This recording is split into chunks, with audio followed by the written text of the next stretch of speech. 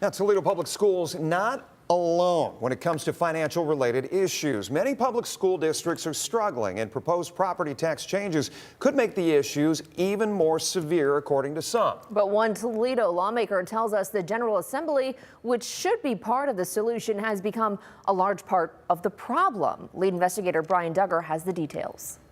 Toledo Public Schools is preparing for significant budget cuts, including eliminating teacher positions and closing buildings. State Senator Paula Hicks-Hudson says she was surprised by the scale, but not by the cause. This is, unfortunately, I think, the result of the continuing assault by, the legislature on public education. She says the state has shifted more responsibility onto local districts, even as costs rise. And the biggest thing is that the state has, in my opinion, has walked away from its partnership with local public schools on so many different fronts. Recent property tax reform bills, which have not yet been signed by the governor, may further restrict local revenue. There's no real guarantee in my opinion, from the things that were passed by the legislature, that it's going to really provide good and meaningful tax reform. She says the funding strain on districts isn't new and that Ohio has fallen short of its constitutional obligation for years.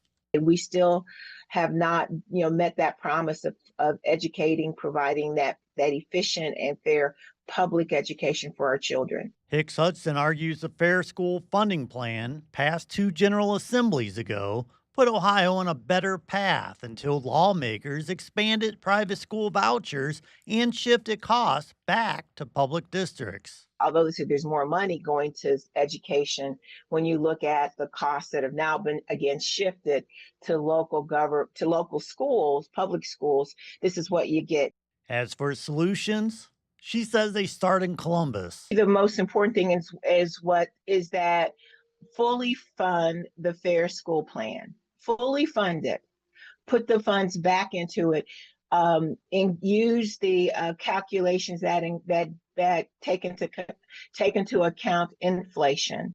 Hicks-Hudson places the responsibility squarely at the feet of the General Assembly. And absolutely, this falls on us, in the legislature, because we're the ones that every General Assembly we're changing the rules for teachers, and we're changing the funding for public education.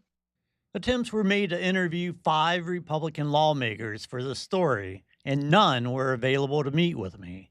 Reporting in Toledo, this is Brian Duggar for 11 Investigates.